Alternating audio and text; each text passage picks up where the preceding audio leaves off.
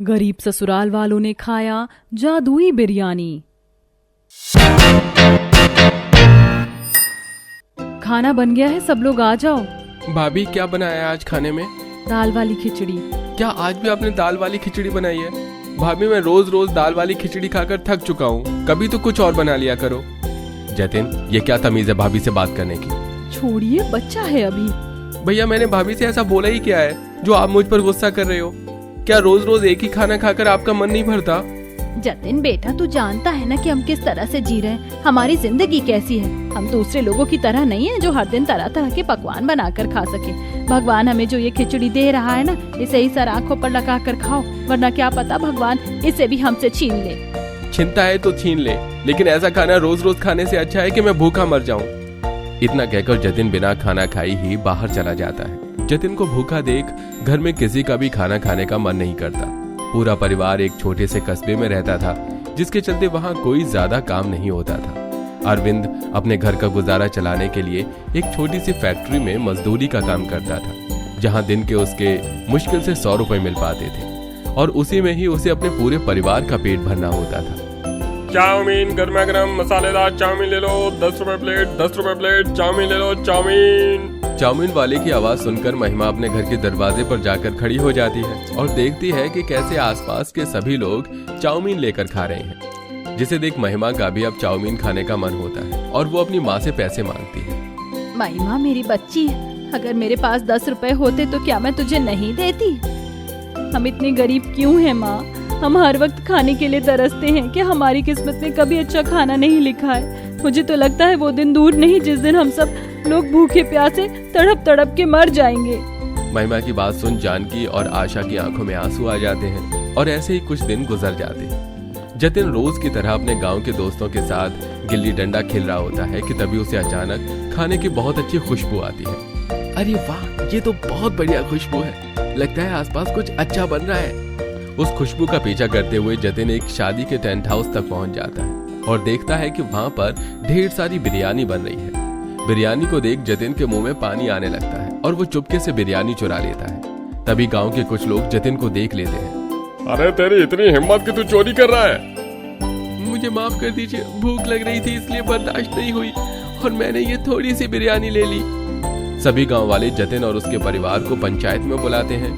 चोरी की वजह से पंचायत का मुखिया पूरे गांव वालों को इस गरीब परिवार से सारे रिश्ते नाते खत्म करने का हुक्म देता है। साथ ही जिस फैक्ट्री में अरविंद काम करता था, उस फैक्ट्री का मालिक भी उसे काम से निकाल देता है और अब पूरा परिवार एक एक निवाले के लिए तरसता है। कब से खांस रहे हैं, थोड़ा सा पानी पी लीजिए। कब तक इस पानी को पी पी कर अपना पेट भरूंगा? खाने का एक दाना भी 3 दिनों से पेट में नहीं गया है।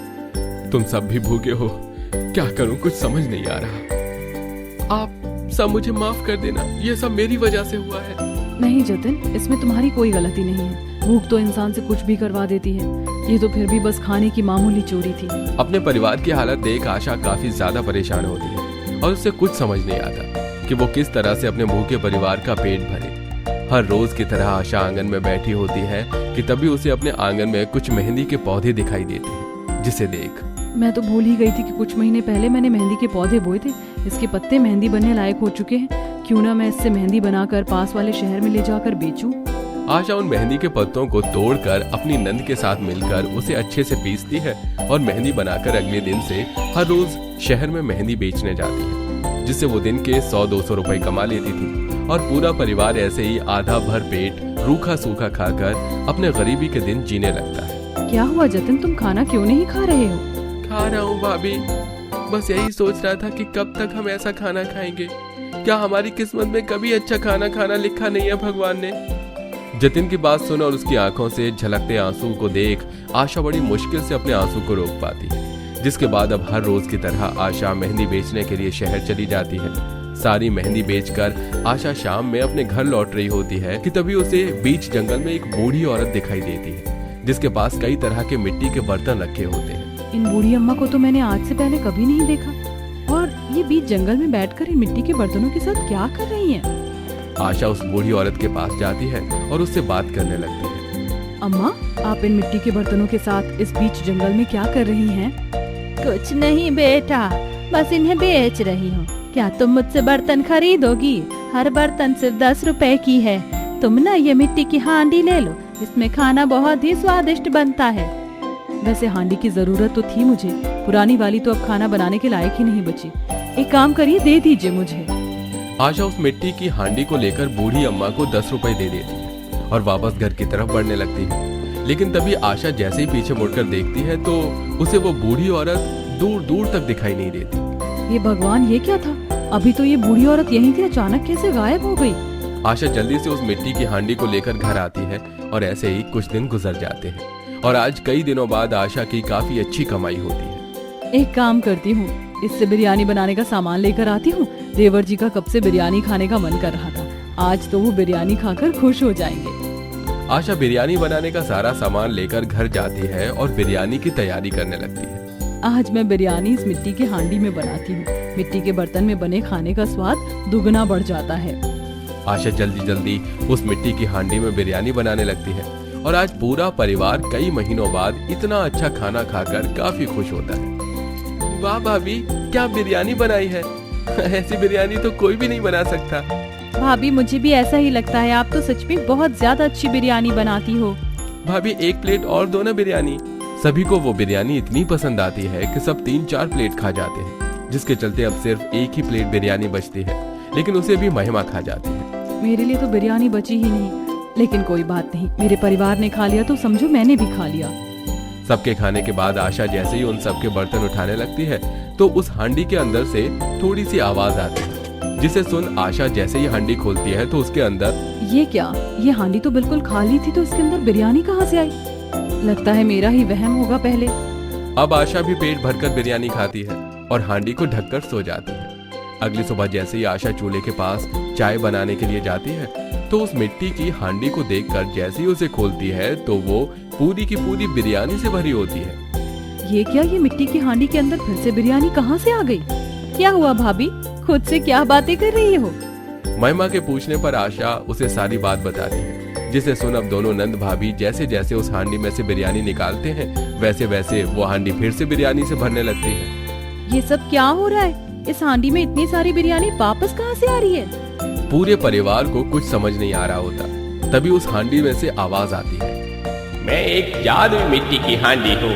मुझ में जो भी कोई व्यक्ति एक बार खाने की कोई चीज बनाता है तो वो चीज जादुई हो जाती है और वो फिर कभी खत्म नहीं होती। ठीक उसी तरह जैसे ये बिरयानी अब कभी खत्म नहीं होगी, क्योंकि अब ये एक जादुई बिरयानी बन चुकी है।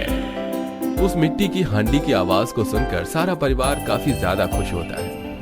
आज तक जो बस सुना था कि भगवान इंसानों के रूप में आकर मदद करते हैं, लेकिन आज मैंने देख भी लिया। ना जाने वो बूढ़ी अम्मा कौन थी जो पल भर में मेरी जिंदगी भर की मदद करके चली गई। पूरा परिवार उस बूढ़ी अम्मा का शुक्रिया अदा करता है और अब सब बैठकर पेट भरकर बिरयानी खाते हैं। जिसके बाद अब आशा अपनी सास के साथ उस जादुई बिरयानी को लेकर शहर की तरफ जाती है और वहां पर उसे बेचती है। जादुई बिरयानी होने की वजह से शहर के लोगों को भी बिरयानी काफी पसंद आती है। अरे मैं तो सोचता था कि सिर्फ बड़े बड़े होटल और शेफ की हाथ की बिरयानी अच्छी होती है लेकिन गांव के लोग भी इतनी अच्छी बिरयानी बनाते हैं, ये मुझे आज पता चला। जादुई बिरयानी होने की वजह से हर कोई उनकी बिरयानी का दीवाना हो रहा था, जिसके चलते उनकी आमदनी बढ़ती जा रही थी। ऐसे ही समय गुजरता है। आशा हर रोज की तरह बिरयानी बेच रही होती है। तभी वो देखती है कि उसकी बिरयानी के ठेले के पास में ही लगा दूसरा ठेला कैसे एक गरीब बच्ची को अपने ठेले से दूर भगा रहा है, जिसे देख आशा उसके पास जाती है। क्या हुआ बेटा, तुम रो क्यों रही हो? बहुत जोरों की भूख लगी है, 2 दिन से कुछ भी नहीं खाया है। इन अंकल से खाना मांगा तो उन्होंने मुझे डांट कर भगा दिया। तुम्हें भूख लग रही है, मैं तुम्हें खाना खिलाती हूँ। आशा उस बच्ची को अपने हाथों से अपनी जादुई बिरयानी खिलाती है, जिसे खाकर वो बच्ची काफी खुश हो जाती है और अब आशा को अपने परिवार के साथ मिलकर हर गरीब और मजदूर लोगों को मुफ्त में अपनी जादुई बिरयानी खिलाती है। ऐसे ही समय गुजरता है और अपने अच्छे काम और मेहनत की वजह से आज पूरा परिवार एक बड़े से घर में रहता है। साथ ही उनकी जादुई बिरयानी का अब एक काफी बड़ा रेस्टोरेंट होता है और अब पूरे परिवार हंसी खुशी एक अच्छी जिंदगी जीता है।